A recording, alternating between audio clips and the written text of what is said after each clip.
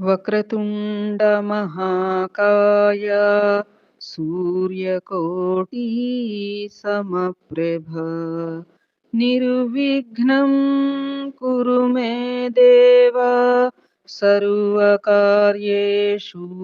సర్వదా గురు బ్రహ్మా గురుర్విష్ణు గురుర్దేవో మహేశ్వరః గురుః సాక్షాత్ పరబ్రహ్మ తస్మై శ్రీ గురవే నమః.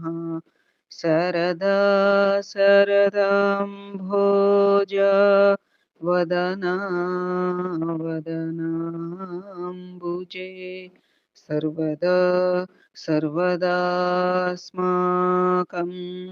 సన్నిధిః సన్నిధిం క్రియాత్. ఓం గం గణపతయే నమః. సద్గురవే నమః. శ్రీ మహాసరస్వత్యై నమః. ముందుగా ధ్యానం చేసుకుందామా అమ్మవారిది. శ్రీ విద్యాం పరిపూర్ణమేరు శిఖరే బిందు త్రికోణే స్థితాం వాగీశాది సమస్త భూత జననీం మంచే శివకారకే కామాక్షీం కరుణారసార్ణవమయీం కామేశ్వరాంకస్థితాం కాంతాం చిన్మయకామకోటినిలయాం శ్రీ బ్రహ్మ విద్యాం భజే. శ్రీమాత్రే నమః. ఓం నమః శివాయ. ఏకాంబర సహిత కామాక్షీదేవ్యై నమః. మూక పంచశతి మందస్మిత శతకం 61 to 68 శ్లోకాలు చెప్పుకోవడానికి ప్రయత్నం చేద్దాం. ఓం గం గణపతయే నమః. సద్గురవే నమః. శ్రీమాత్రే నమః. శ్రీ ఏకాంబరేశ్వర సహిత కామాక్షీదేవ్యై నమః. యాంతి లోహిత భావమభ్రతటిని ధాతుచ్చటాకర్దమైః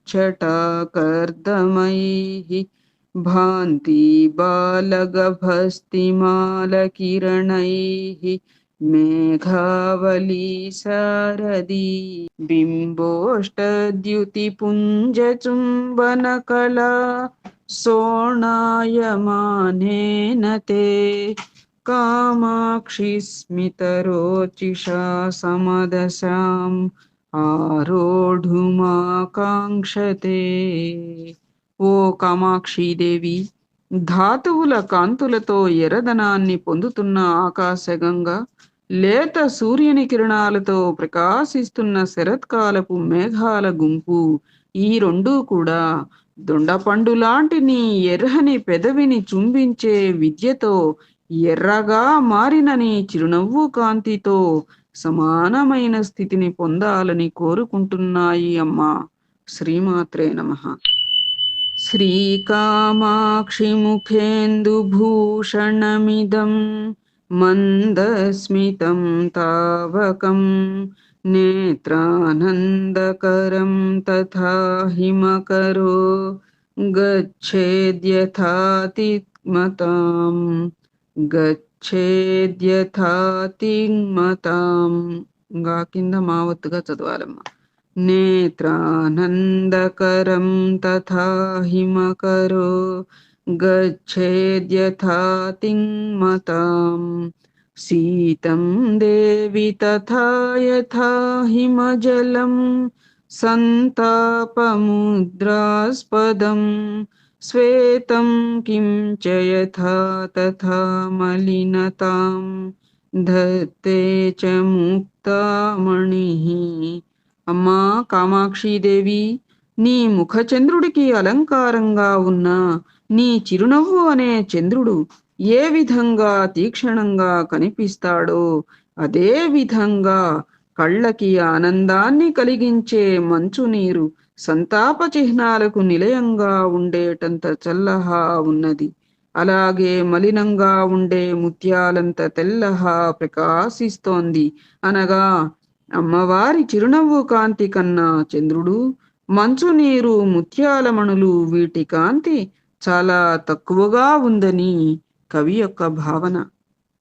శ్రీమాత్రే నమః.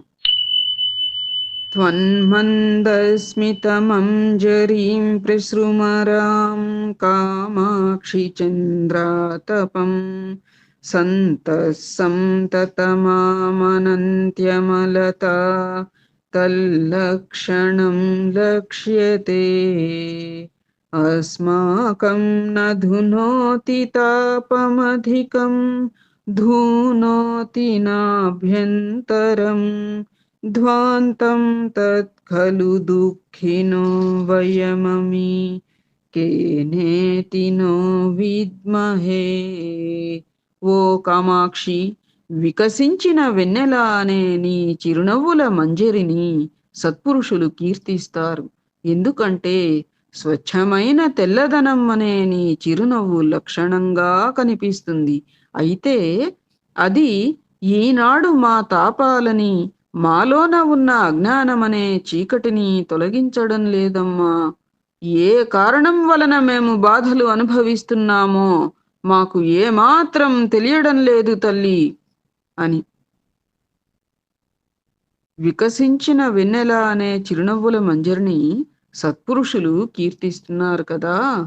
ఎందుకంటే మరి స్వచ్ఛమైన తెల్లదనం అనే నీ చిరునవ్వు లక్షణంగా కనిపిస్తూ ఉంటోంది కాబట్టి. అయితే మరి ఈనాడు ఆ లక్షణమైన చిరునవ్వు అనే తెల్లదనం మరి మా పాపాలు అంటే ఏమిటి, మన కల్మషం, ఆ కల్మషాన్ని, ఆ స్వచ్ఛత ఎందుకు తొలగించడం లేదు అని చెప్పి మా తాపాలని, మా లోపల ఉన్న అజ్ఞానమనే చీకటిని తొలగించడం లేదు. ఏ కారణం చేత మేమిట్లా బాధలు అనుభవిస్తున్నామమ్మా అనే విషయం మాకు తెలియడం లేదు తల్లి అని. శ్రీమాత్రే నమః. నమ్రస్య ప్రణయ ప్రేరోహ కలసచ్ఛేదాయ పాదాబ్జయోః మందం చంద్రకిశోరశేఖరమణేః కామాక్షిరాగేణ తే బంధూకప్రసవశ్రియం జితవతో బంహీయసీం తాదృశీం బింబోష్టస్య రుచిం నిరస్య హసిత జ్యోత్స్నా వయస్యాయతే. కామాక్షి, నీతో ప్రణయ కలహం వచ్చినప్పుడు పరమేశ్వరుడు నీ పాదాల మీదకి మెల్లగా వంగాడు. అప్పుడు ఆ పాదాల మీద ఉన్న ఎరుపు శివుని శిరోభూషణంగా ఉన్న బాలచంద్రుడి తెల్లదనంతో కలిసి మరింత ఎర్రబడి బందూక పుష్పాల కాంతినే జయించింది. అదే సమయంలో దొండపండు లాంటి నీ ఎర్రని పెదవి కాంతిని తిరస్కరించిన నీ చిరునవ్వు వెన్నెల శివునికి స్నేహితురాలు అయింది. చూడండి ఎంత అద్భుతంగా చెప్పారు.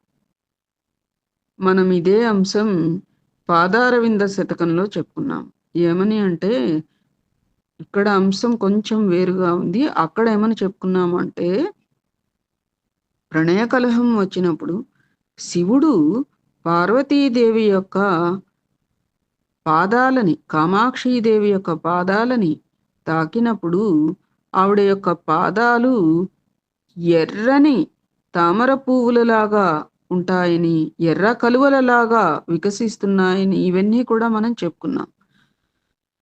అంతేకాక ఆ యొక్క పాదాల యొక్క కాంతి ఏ రకంగా ఉంది అంటే మంకెన పువ్వులు కూడా వెలవెల పొందుతున్నాయా అన్నంత ఎర్రగా ఉంటాయట అమ్మవారి పాదాలు. ఆ పాదాల మీద గోళ్ళు ఎలా ఉంటాయని చెప్పుకున్నాము, తెల్లని పాలనురగలాగా ఉంటాయట గోళ్ళు కదా. ఇదంతా మనం పాదారవింద శతకంలో చెప్పుకున్నాం. అయితే శివుడు ప్రణయ కలహం టైంలో ఆ పాదాల మీదకు వంగినప్పుడు ఆయన తలపై భూషణంగా ఉన్నటువంటి చంద్రుడు కూడా ఆ పాదాలను స్పృశించిన వాడై ఎర్రహా మారిపోయాడు ఆ పాదాల కాంతికి అని చెప్పుకున్నాం. అంతవరకు అక్కడి. ఇక్కడ ఇంకో రీతిగా కూడా ఏం చెప్తున్నారు అంటే శివుని శిరోభూషణంగా ఉన్న బాలచంద్రుడి తెల్లదనంతో కలిసి, అసలే బాలచంద్రుడు కదా, తెల్లదనంతో కలిసి మరింత ఎర్రబడి, ఆ ఎరుపుదనం మంకన పుష్పాల కాంతిని జయించిందిట. ఆ సమయంలో దొండపండు లాంటి నీ ఎర్రని పెదవి కాంతిని తిరస్కరించినటువంటి నీ చిరునవ్వు వెన్నెల శివునికి స్నేహితురాలు అయింది. ఎప్పుడైతే ప్రణయ కలహంతో అలా వంగినటువంటి పరమేశ్వరుడు, పరమేశ్వరుడి శిరోభూషణంలో ఉన్నటువంటి చంద్రుడు ఎర్రహ మంకెన పువ్వు కాంతి కంటే కూడా అధిక ఎరుపుదనంగా ప్రకాశిస్తూ ఉన్నాడో, విచిత్రంగా ఆ సమయాన అమ్మవారి యొక్క పెదవి కాంతిని తిరస్కరించినటువంటి చిరునవ్వు వెన్నెల, అంటే చిరునవ్వు అప్పుడు చంద్రుడి యొక్క వెన్నెలని తీసుకున్నది, చంద్రుని యొక్క వెన్నెలని తీసుకున్నట్లుగా. అట్లా ఆ వెన్నెల ఇటు చిరునవ్వుకొచ్చింది. ఏ ఈ యొక్క పాదాల యొక్క ఎరుపుదనమేమో చంద్రుడికి వెళ్ళింది. అది ఆ చిరునవ్వు వెన్నెల శివునికి స్నేహితురాలు అయింది. చిరునవ్వు నవ్వింది కదా ప్రణయ కలహంలో, కాబట్టి ఇహ ఆ చిరునవ్వు మరి శివునికి స్నేహితురాలయింది అన్నట్లుగా. అర్థమైందా అమ్మా? శ్రీమాత్రే నమః. ముక్తానాం పరిమోచనం విదధతస్తత్ప్రీతి నిష్పాదిని భూయో దూరతయేవ ధూతమరుతః తత్పాలనం తన్వతి ఉద్భూతస్య జలాంతరాదవిరతం తద్ధూరతాం జంముషి కామాక్షి స్మితమంజరీ తవ కథం కంబోస్తులామస్నుతే. ఓ కామాక్షి దేవి, ముత్యాలని పరిత్యాగం చేసేది, లోపల ఉన్న గాలి బయటకు వెళ్ళగా నీటిలో పుట్టిన శంఖంతో పోలికగలది, మాటి మాటికి ముక్తులకు సంతోషం కలిగించేది, దూరం నుంచే దేవతలని పరిపాలించేది, ఎప్పుడు జడులకి దూరంగా ఉండేది అయినా నీ చిరునవ్వుల మంజరిని నేను ఎలా పొందగలనమ్మా అని ముత్యాలను పరిత్యాగం చేసేది, లోపల ఉన్న గాలి బయటకు వెళ్ళగా నీటిలో పుట్టిన శంఖంతో పోలికగలది, మాటి మాటికి ముక్తులకి అంటే మోక్షం పొందిన వారికి సంతోషం కలిగించేది, దూరం నుంచే దేవతలని పరిపాలించేది, ఎప్పుడు జడులకి అంటే మూర్ఖులకి దూరంగా ఉండేది అయినా నీ చిరునవ్వుల మంజరిని నేను ఎలా పొందగలనమ్మా అని.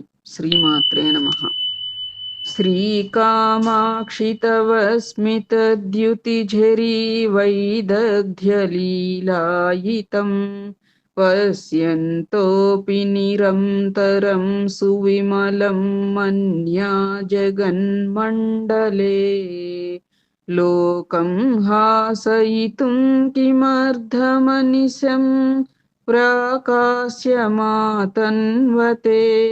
మందాక్షం విరహయ్య వస్తు విభవం మందార చంద్రాదయః. చంద్రాదయహాన చంద్రోదయహాన మరి చూద్దాం.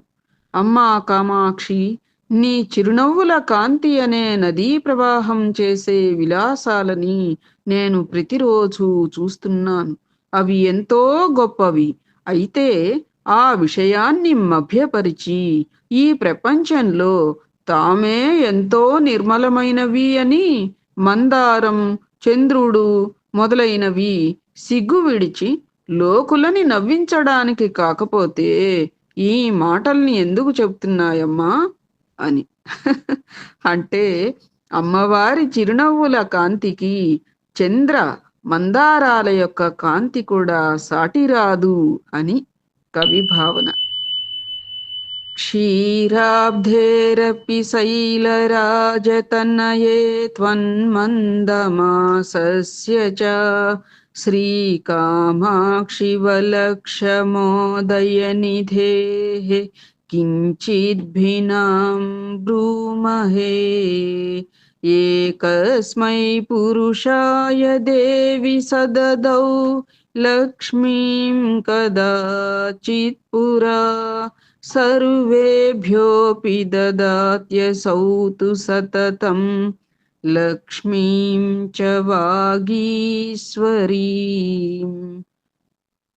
నగరాజపుత్రికవైన ఓ కామాక్షీదేవి, తెల్లదనానికి జన్మస్థానమైన పాలసముద్రానికి నీ చిరునవ్వుకి కొంచెం భేదం ఉంది తల్లి.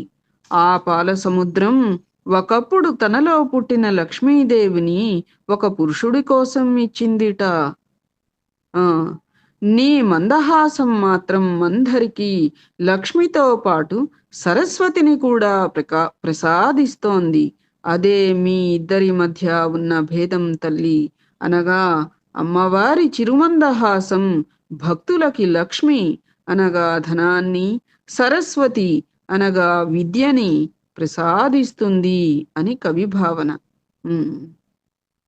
తెల్లదనానికి జన్మస్థానమైనటువంటి పాలసముద్రానికి చిరునవ్వుకి కొంచెం భేదం ఉందిట.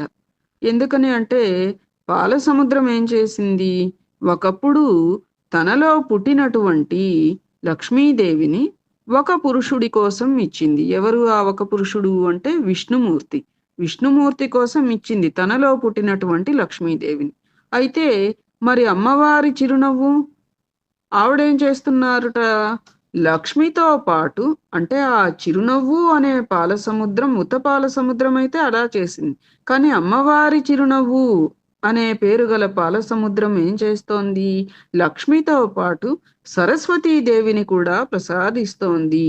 అంటే అక్కడ ఆయన లక్ష్మీదేవిని ఒక్కదాన్నే విష్ణుమూర్తికి ఇస్తే ఇక్కడ ఈవిడ లక్ష్మీ సరస్వతుల్ని కూడా ఇస్తోంది. అంటే ధనాన్ని, విద్యని కూడా ప్రసాదిస్తోంది అని కవి యొక్క భావన.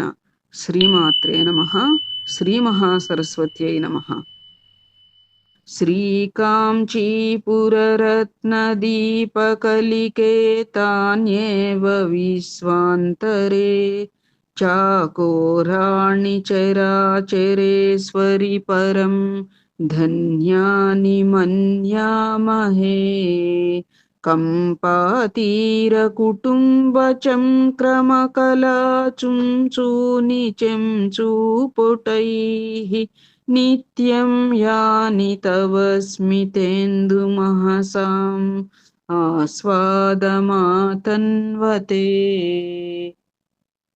అమ్మా, సకల చరాచరేశ్వరి, కాంచీపురానికి రత్నదీపికవైన కామాక్షి ఏవి కంపానదీ తీరంలో తమ కుటుంబాలతో సహా కలిసి తిరిగే సామర్థ్యం కలిగినవో, తమ ముక్కుపుటాలతో నీ చిరునవ్వు వెన్నెలని నిరంతరం ఆస్వాదిస్తున్నాయో ఆ చకోర పక్షుల గుంపులే ఈ ప్రపంచంలో ఎంతో ధన్యమైనవని నేను భావిస్తున్నాను అమ్మా. అది అంటే అమ్మవారి యొక్క చిరునవ్వు వెన్నెలని తింటాయి కదా చకోర పక్షులు.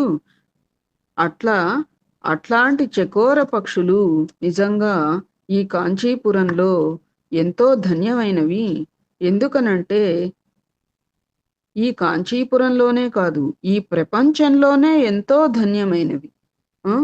ఎందుకనంటేట తమ కుటుంబాలతో సహా కలిసి తిరిగే సామర్థ్యం కలిగినవో, తమ ముక్కుపుటాలతో నీ చిరునవ్వు వెన్నెలని నిరంతరం ఆస్వాదిస్తున్నాయో ఆ చకోర పక్షుల గుంపులే ఎంతో ధన్యమైనవి అని నేను భావిస్తున్నాను అమ్మా. తదుపరి రేపు కొనసాగించుకుందామా అమ్మా. ఏతత్ఫలం సర్వం సద్గురు చరణారవిందార్పణమస్తు. శ్రీమాత్రే నమః. ఓం నమః శివాయ. సర్వే జనాః సుఖినో భవంతు. సమస్త సన్మంగళాని సంతు.